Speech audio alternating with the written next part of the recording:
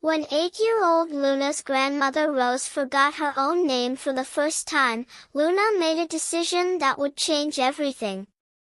She became her grandmother's memory keeper, racing against Alzheimer's to capture 80 years of stories before they vanished forever. But what Luna discovered in these fading memories wasn't just family history, it was the secret to understanding life, death, and why forgetting might be the most important lesson of all. This is the story of a little girl who refused to let memories die, and the grandmother who taught her that sometimes the most precious gifts come wrapped in the most painful losses. It was a Tuesday morning in October when Luna Chen's world changed forever.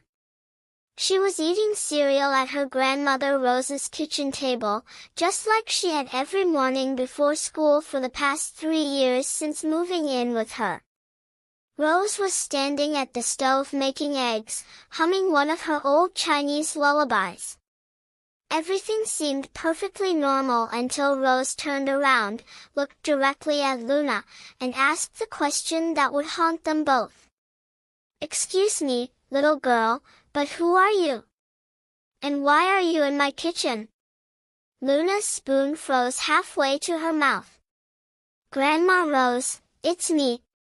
Luna. Your granddaughter." Rose's eyes were empty, confused.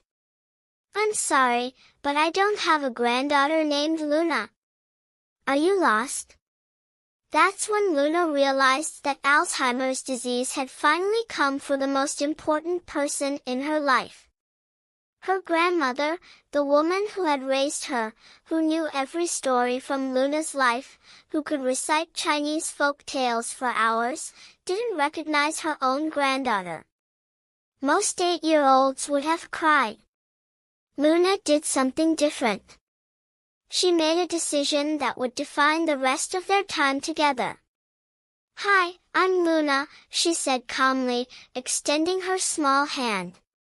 "I'd love to hear some of your stories."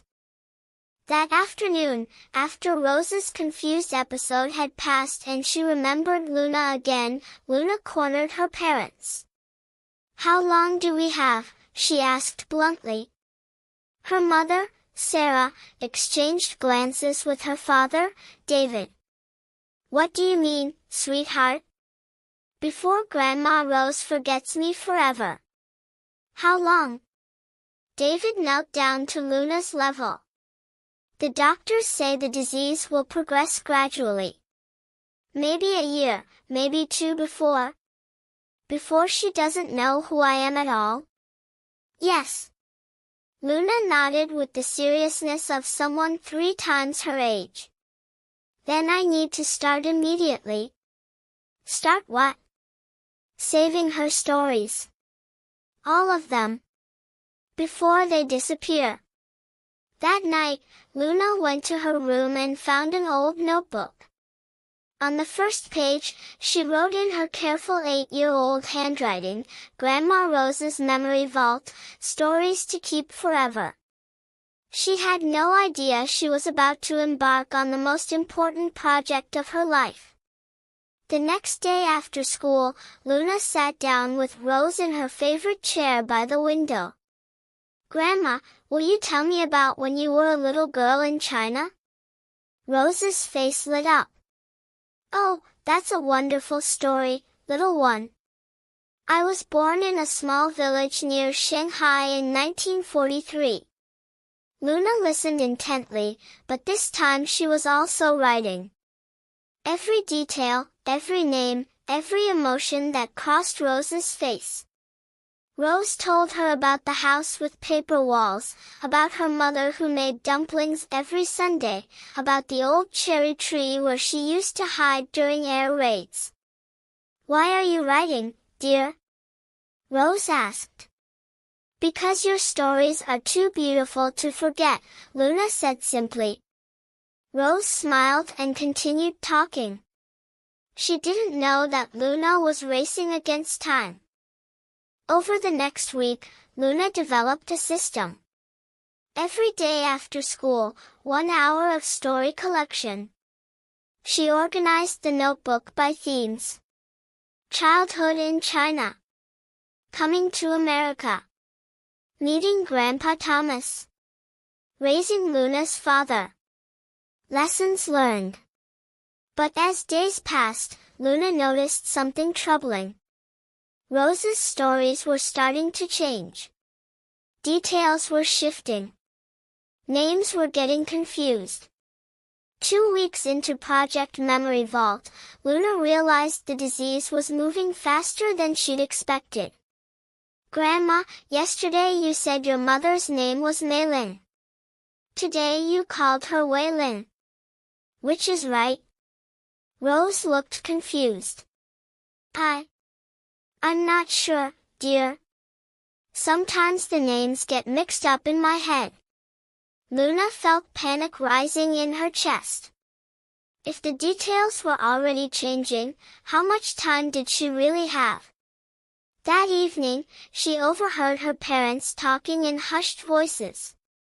The doctor says her decline is accelerating, her mother whispered. The confusion episodes are happening more frequently. How long until she doesn't recognize us? Maybe 6 months. Maybe less. Luna's blood ran cold. 6 months to capture 80 years of memories? It was impossible. But Luna had inherited something from Rose. She was a fighter. The next morning, she changed her strategy completely. Instead of just collecting stories, Luna decided to understand them. Grandma, when you tell me about hiding under the cherry tree during the war, what did that teach you? Rose paused thoughtfully. It taught me that even in the scariest times, you can find a safe place if you look carefully. Luna wrote this down, but underneath it, she added her own note, lesson, safety comes from being aware and prepared. And when you came to America with nothing but one suitcase? That taught me that home isn't a place, it's the people you love. Luna's notebook was transforming. It wasn't just a collection of stories anymore. It was becoming a guidebook for life, written by someone who had lived through everything. But Rose's condition continued to worsen. One day, Rose looked at a photo of Luna's grandfather and said, "Who is this handsome man?" "That's Grandpa Thomas, your husband of 50 years. I was married for 50 years? That seems like a lovely story, but I can't remember it." Luna felt her heart breaking, but she had learned something important. Even when memories disappeared, the wisdom within them could still be captured. As Rose's memory faded, something unexpected happened. Her stories became more profound, more philosophical. "Luna, do you know why I love telling stories?" "Why, Grandma?" "Because stories are how we make sense of chaos. Life happens to us randomly, but stories help us understand why." Luna wrote furiously. Rose might be forgetting the details, but she was remembering the essence. "What's the most important story you've ever told me?" Rose thought for a long moment. "The story about the lotus flower." "I don't remember that one." "The lotus grows in muddy water, but it blooms clean and beautiful above the surface. The mud doesn't make it dirty, it makes it strong." "What does that mean?" "It means that difficult times aren't punishments, dear. They're opportunities to grow something beautiful." Luna looked at her notebook. She had been so focused on preserving Rose's past that she hadn't realized Rose was teaching her about the future. By December, Rose's bad days outnumbered her good ones. Some mornings she would wake up not knowing where she was. Other times she would look at Luna and see a stranger. But Luna had learned to adapt. On days when Rose didn't recognize her, Luna would introduce herself as a young friend who loves stories. Rose would light up and share memories she couldn't share with family members she'd forgotten. "Tell me about love," Luna would ask. "Love isn't just a feeling," Rose would say. "It's a choice you make every day. Even when it's hard. Especially when it's hard." Luna realized something profound. Rose was forgetting people, but she was remembering truths. The woman who couldn't remember her husband's name could still remember what marriage taught her. The woman who forgot her daughter's face still remembered what motherhood meant. Luna's notebook was filling up with wisdom distilled by loss. January 15th was the day Luna had been dreading. Rose woke up and didn't recognize Luna at all. Not just temporarily, she looked at Luna like she had never seen her before in her life. "Who are you, child? You're very pretty, but I don't know why you're in my house."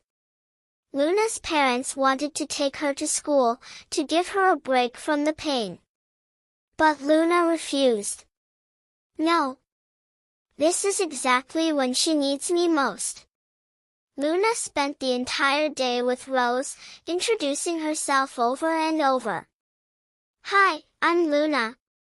I'm here because I love your stories." And something magical happened. Even though Rose didn't remember Luna, she remembered how to connect with a child who showed genuine interest in her life. They spent the day looking through old photo albums. Rose couldn't remember the people in the pictures, but she could remember the feelings. "This photo makes me feel happy," she would say. "I think something wonderful happened here." Luna wrote, "Memory isn't just facts. It's feelings that stay even when facts leave." As Rose's memory continued to fade, Luna found herself becoming the storyteller. "Grandma, let me tell you a story about a brave little girl who came to America with just one suitcase." Rose would listen with wonder as Luna recounted Rose's own stories back to her. "That's a beautiful story," Rose would say. "That little girl sounds very courageous." She was. "And do you know what she learned?" "What?" "That home isn't a place, it's the people you love."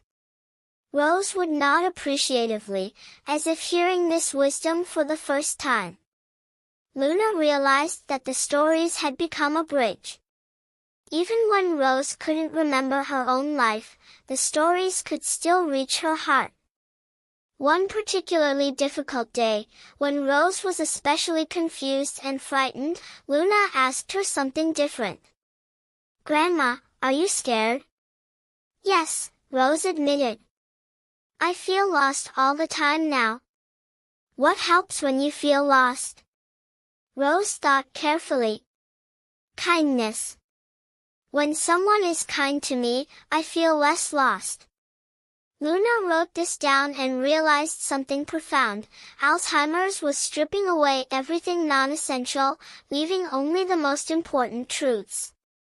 Rose couldn't remember what she had for breakfast, but she could remember that kindness matters. She couldn't remember names or faces, but she could remember how to love. "Grandma, do you think forgetting could ever be a gift?" Rose looked surprised by the question. "What do you mean?" "Well, if you forgot all the sad things, all the worries, all the grudges, and only remembered love and beauty and kindness, wouldn't that be wonderful?" Rose smiled. "You're very wise for such a young person." Luna looked at her notebook. She had been thinking about Alzheimer's as a thief, but maybe it was also a teacher. As Rose's condition worsened, Luna noticed that certain stories persisted longer than others. The stories about love, about courage, about hope, these seemed to be the last to go. "Why do you think some memories stay longer than others?" Luna asked her father. "Maybe because they're more important," he said. Luna tested this theory. She would ask Rose about different types of memories. Practical memories, what she had for lunch gone quickly. Factual memories, dates, names fading fast. Emotional memories, how love feels still strong. Wisdom memories, life lessons the strongest of all. Grandma, do you remember being afraid? Oh yes. Fear is like a shadow, it follows you around but can't hurt you if you don't let it. Do you remember being disappointed? Disappointment is just hope that took a wrong turn. You can always redirect it. Luna's notebook was becoming less about preserving the past and more about distilling wisdom for the future. 3 months before Rose passed away, Luna made a discovery that changed everything. She was reading her own notebook when she realized something startling. The woman she was writing about in these pages wasn't the same person sitting in the chair next to her. The Rose in her memories was sharp, detail-oriented, always correcting Luna's grammar. The Rose sitting beside her was gentle, philosophical, living entirely in the present moment. Grandma, are you happier now than you were before? Rose considered this carefully. I can't remember before very well. But right now, in this moment, with you here asking me questions and caring about my thoughts, yes, I'm happy. Luna realized that Alzheimer's hadn't just taken things away from Rose. It had also given her something, the ability to live completely in the present, free from past regrets and future worries. What's the secret to being happy? Luna asked. Don't try to hold on to things that want to leave, Rose said. And pay attention to what's happening right now. Luna looked around the room, at the afternoon sunlight streaming through the windows, at Rose's peaceful face, at her own notebook full of treasures. For the first time in months, she stopped writing and just experienced the moment. Luna's notebook had 200 pages of stories, but she realized the most important lessons weren't being written down. They were being lived. Rose couldn't remember Luna's name anymore, but every day when Luna walked into the room, Rose's face would light up with genuine joy at seeing this lovely young visitor. I don't know who you are, Rose would say, but you make me feel loved. Luna learned that love doesn't require memory. Recognition doesn't require remembering. Connection can happen in a single moment between two souls. She started spending less time writing and more time just being present with Rose.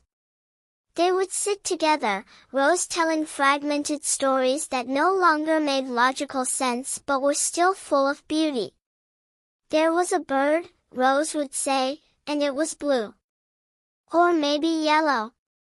It sang the most beautiful song about something important. I can't remember what, but it was beautiful. Luna would close her eyes and listen, not to the words, but to the music in Rose's voice. In Rose's last weeks, her stories became very simple but incredibly profound. I had a garden once, she would say. I think I loved it very much. What did you grow? Hope. I grew hope. How do you grow hope? You plant small seeds every day and trust that something beautiful will come. Luna wrote this down, but she also planted it in her heart. Rose's final coherent story was about butterflies. Butterflies are special, she said, because they have to completely disappear before they can become what they're meant to be. What do you mean? The caterpillar doesn't become a butterfly by adding wings.